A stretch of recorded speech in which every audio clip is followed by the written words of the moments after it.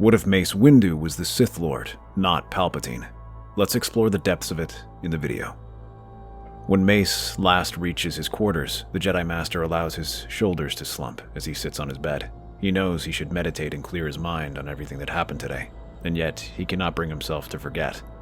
His mission to Raxus Secundus left him rattled. The Jedi always knew about corruption in the Senate. Everyone had, but the sheer level he had witnessed, where something would actually push normal civilians to turn against a Jedi Master and murder her in the name of freedom, it seems unthinkable to him.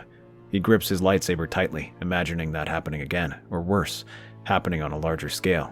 He knows the Jedi are powerful, but they are not unlimited. There are billions of individuals for every Jedi in the galaxy. If they were all to turn their anger towards them, it would be disastrous. As he closes his eyes to clear his mind, he is interrupted by the sound of buzzing from his communicator. The Jedi Council summons him to give his briefing. Groaning, Mace rises to his feet and makes his way to the council chambers, where the Jedi ask for his report. Taking a deep breath, he explains everything he's encountered during his trip there, how Dooku managed to encounter what truly happened, the ambush in the forest, and the guards' reasoning for turning against their senator. When he finishes, Mace ends with a recommendation that they conduct a full review of the guardsmen's claims to see the validity of what they claim. However, as he finishes, the Jedi Council frowns. I understand the frustration you are feeling, Master Windu. It certainly is troubling to see this. However, we cannot involve ourselves in politics. We will forward this information to the Senate, but it is up to them what they do about it. The Senate? A Jedi Master was killed, a woman who sat on this council. The galaxy is not safe for even them to travel in, and you say the Jedi have no place to get involved? Such an idea is difficult to swallow, but at the end of the day, it is the risks that come with being a Jedi. We must accept it. But discussing politics is not why we were summoned here. We wish to discuss the conduct of Master Dooku. We understand from your report that he went beyond what was permitted in the mission parameters, interrogating the very senator he was to protect. Mace freezes, thinking of his friend. While he did have his disagreements with him, after seeing everything that happened, he can hardly find a reason to be upset with him. If anything, the Count might have opened up his eyes in a way. Yes. I admit that Master Dooku's handling of the situation was coarse. Yet I believe, in the end, his instincts were correct, and that outweighs everything. That is not for you to decide, Master. While I certainly prove him to be a fine judge of character, such actions also have their role in affecting the Jedi's reputation. You, on the other hand, handled yourself well. So well that we believe you are ready to ascend onto the Jedi Council. Mace's eyes widen in surprise at the gesture to the empty seat in the chamber. It was something he had long aspired to for many years. Now that it stands before him, he can hardly believe it. And yet, a nagging feeling reminds him in his mind, a hint of malice as he thinks of what they had just said about Dooku and everything that happened. Many in the council do not grasp the seriousness of the situation, yet he tells himself that he will fix this mistake even as he eases himself onto the seat. Meanwhile, in the financial district of Coruscant, one figure observes these subtle shifts in the air and smiles to himself. Darth Plagueis considers what this might mean for him. He hasn't ignored the changes in the galaxy the last few months. All of that is more chaos, which breeds new opportunities, and most importantly, a chance to gain a new apprentice. Days later, as Mace returns to his chamber to prepare for his journey, he struggles to make much progress as his heart remains heavy. One reason for that is the new responsibilities thanks to his role as a member of the Jedi Council, but the other is the conflict that emerged between him and Dooku. He always knew his friend coveted a seat on the Jedi Council, and being passed over for Mace Windu no less stung deep. He tried to comfort his friend. Dooku needed time to cool off. So instead, Mace packs the rest of his things and begins making his way to his next mission. A member of the banking clan insisted on meeting him to discuss some loans for Raxus Secundus. The information he brought to light has left them reconsidering their current deal, and they wish to understand the situation by talking with the Jedi who was there. Mace is annoyed to hear how he must deal with politicians. He understands that, at the very least, the plans are moving forward regarding what they can do to help the planet. When he arrives at the estate of Hugo Damask, the Mun banker is waiting for him in the main room with a glass of wine in their hand. The meeting begins normally enough as the two discuss the needs of the planet and some recommendations Mace has on how they should invest their assets in the planet going forward. But as they finish this discussion, Hugo smiles at the Jedi Master. I must admit, I am surprised at how difficult the job of a Jedi truly is. You must have immense respect for the Order to go through all of that. It is all done for the service of the galaxy and civilization. There are many threats to both, but as long as I am able to do my part in restoring order, I'm content. Indeed. But it seems the conflict does not dwell with those outside the Order alone. Like with most organizations, the gravest threats come from within, from those within the Jedi. The Jedi are not like most institutions, Lord Damask. And yet still you must acknowledge the issues that come from within, from those who cling to the idealized image of what the Jedi are, rather than what they truly are, or the potential of what can be. You speak a lot about the Jedi Order, as if you understand what it truly is. I am a banker, young one. I understand it more than you realize. Every day some people approach the banking clan, and all of them have their stories to tell about the Jedi Order, and not many of them are positive, I can assure you of that. Have you ever heard the tale of Darth Tenebris the Brilliant? Mace opens his mouth while his fingers tighten into a fist. Those words raise alarms in his mind, and he reaches for his lightsaber. He knows Plagueis can see it, yet the moon makes no move to stop him and continues. He was one of the greatest inventors of his time. A man whose genius was unparalleled and saw the Jedi as an outdated institution. Like all Sith, he wished for them to be brought low. But unlike most, he did not rely on the Force alone. In a contest of wills like that, the Jedi would win. But what he could do is render them outdated through the advancement of science and technology. In the end, that same technology led to his downfall. But you can see his point. The Jedi are stagnant. They follow the same path they have for thousands of years. But where does it go? Yet when he finishes speaking, Mace has his lightsaber in his hands and points it at the Mun's throat. You speak of the Jedi being stuck in circles, and yet the only path the Sith go on is in defeat and humiliation. Perhaps. But at least I die being free, not forced to hide my attachments, like you. I have no attachments. Oh, yes, you do. And yet you are too blind to even see it. Sad, really. You love no man or woman, you have no child, but you have an attachment, one to your precious order. That is why you are prepared to strike me down, because the Jedi Order commands it. I strike you down because you are Sith, and because you have not given me good reason not to. Very well then, here is one. I will send the money to all the places you wish on Raxus Secundus. For a fraction of a second, Mace's hand wavers. What? I am not lying, my friend. It is only money. But if it is enough to buy your ear, I shall consider that a cheap trade. All you have to do is consider my offer. Join me, and I shall help you mold the Jedi Order into what it should be. Mace stares at him in disbelief, but the banker offers him a smile. All the stories of the Sith have always said how they wish to destroy the Jedi Order, yet Plagueis does not demand that. He has no interest in seeing potential assets being wasted. Soon, the training begins, as Mace kneels in the dim chamber of Hugo Damask's estate. While he is a Jedi Master and a member of the High Council, he has opportunities to sneak out every once in a while, and he uses those times to meet with Plagueis. Now he kneels before him, his shadows press against the walls like living things. Plagueis stands over him, tall and skeletal, his long fingers steepled in front of him.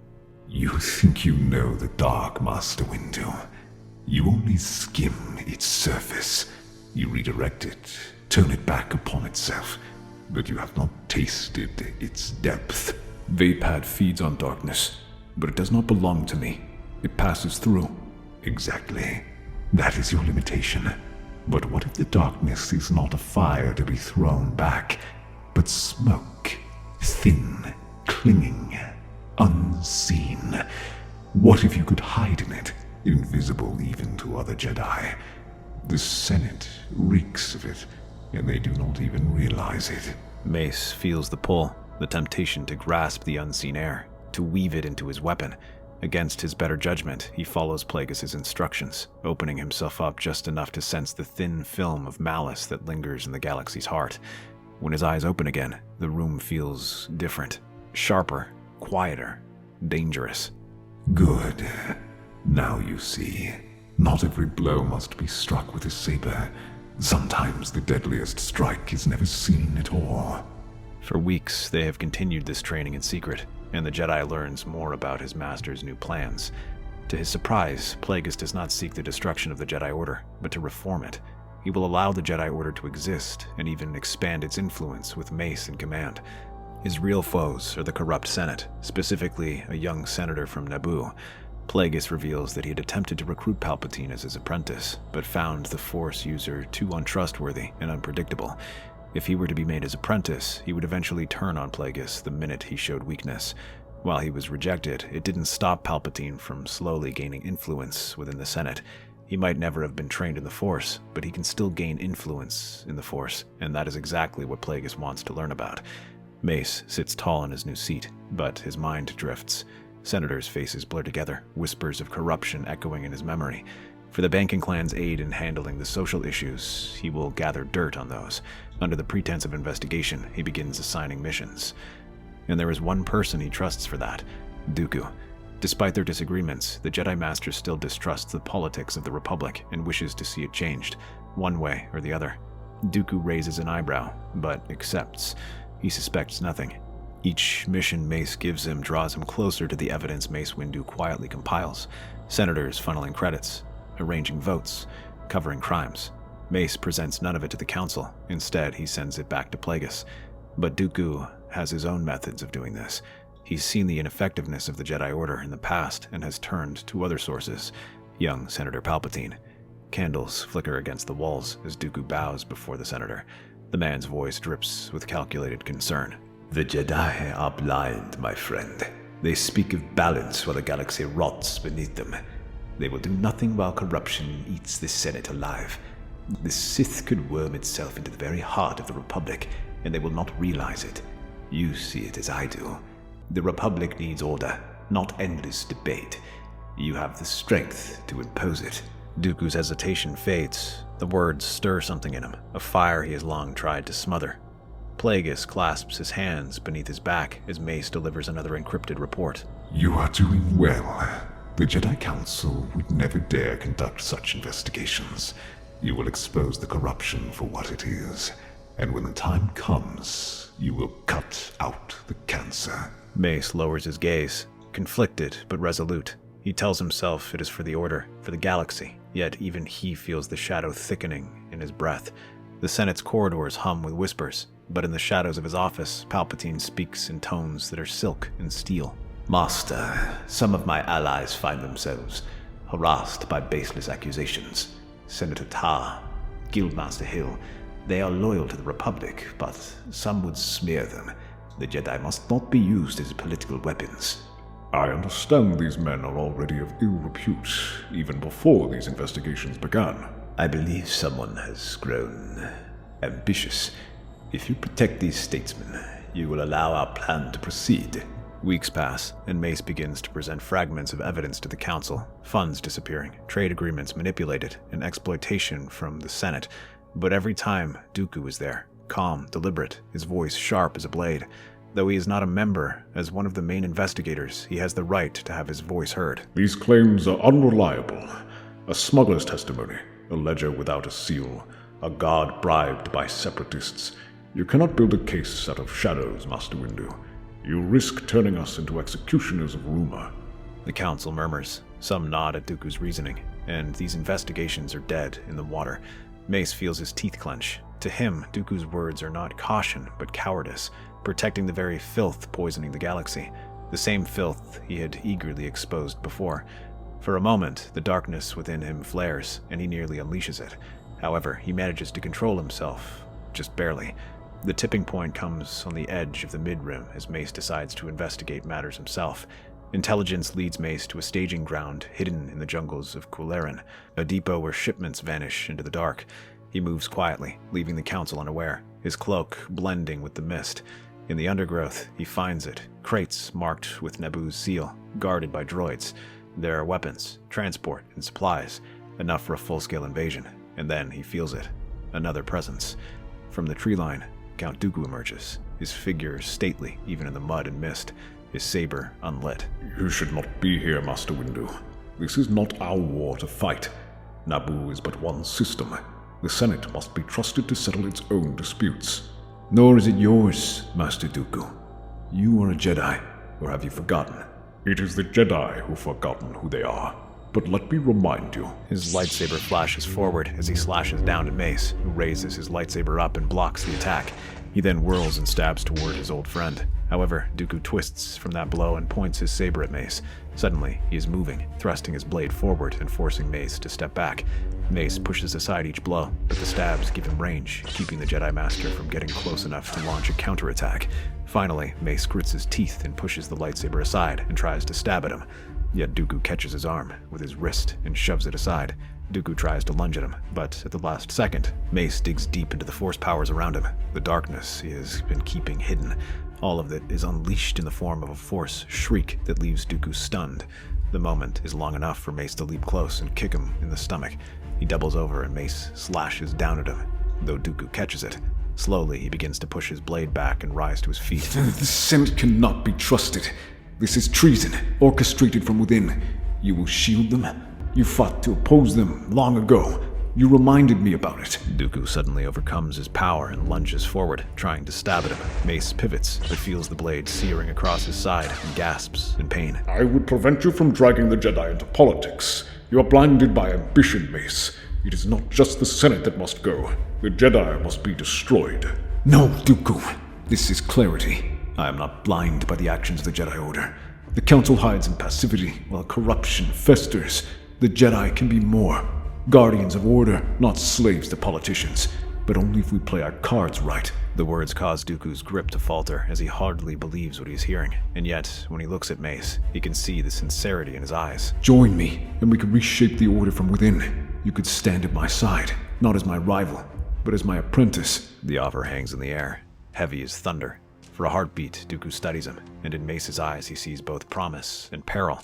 The mist curls around them, two shadows facing one another, each believing they are saving the Republic. Weeks later, the Senate gathers to hear an emergency session called by the Jedi. Many senators gather, grumbling at the sudden meeting. However, Mace stands before the Jedi, looking as determined as ever. He is accompanied by Master Dooku, who gives him the faintest smile. Slowly, information begins to filter out as they present their data logs.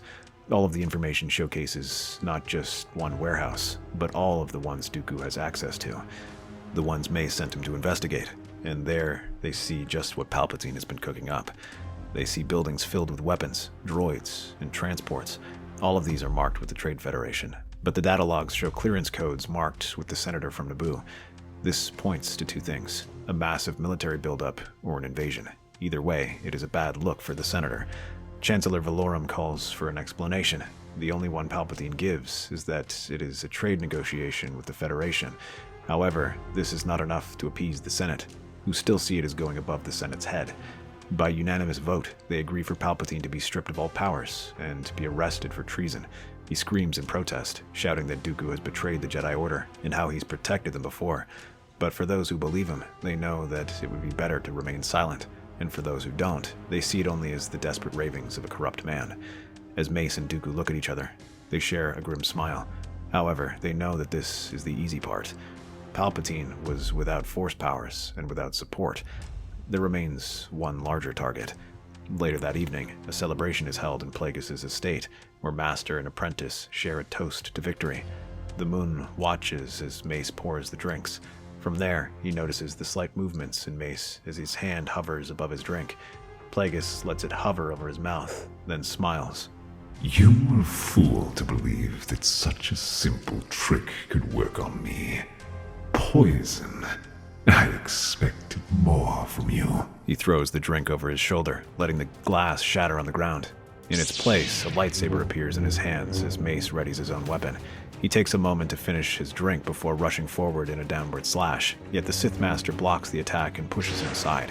He is even stronger than Dooku, and Mace appears surprised by it, yet he holds to his defenses and braces himself for the next blow.